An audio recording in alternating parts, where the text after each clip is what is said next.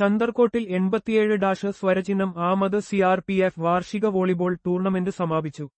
ജമ്മു കശ്മീരിലെ റാംബൻ ജില്ലയിൽ ചന്ദർകോട്ടിൽ സംഘടിപ്പിച്ച 2026 87-സ്വരചിഹ്നം ആമത് സിആർപിഎഫ് വാർഷിക വോളിബോൾ ടൂർണമെന്റ് സമാപിച്ചു.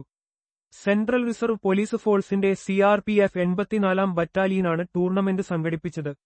പ്രാദേശിക ടീമുകളും സുരക്ഷാ സേനാംഗങ്ങളും ഉൾപ്പെടെ നിരവധി ടീമുകൾ ആവേശത്തോടെ മത്സരത്തിൽ പങ്കെടുത്തു. ഇത് കായികാത്മക മനോഭാവം വളർത്തുന്നതിനൊപ്പം സുരക്ഷാ സേനയും പ്രാദേശിക സമൂഹവും തമ്മിലുള്ള ബന്ധം ശക്തിപ്പെടുത്തുന്നതിലും സഹായിച്ചു.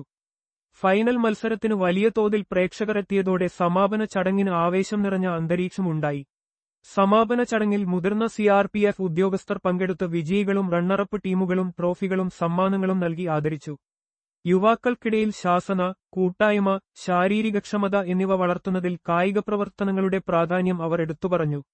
ക്യുടെ 87-സ്വരചിഹ്നം ആമത് സ്ഥാപക ദിനാഘോഷങ്ങളുടെ ഭാഗമായാണ് ഈ ടൂർണമെന്റ് സംഘടിപ്പിച്ചത്.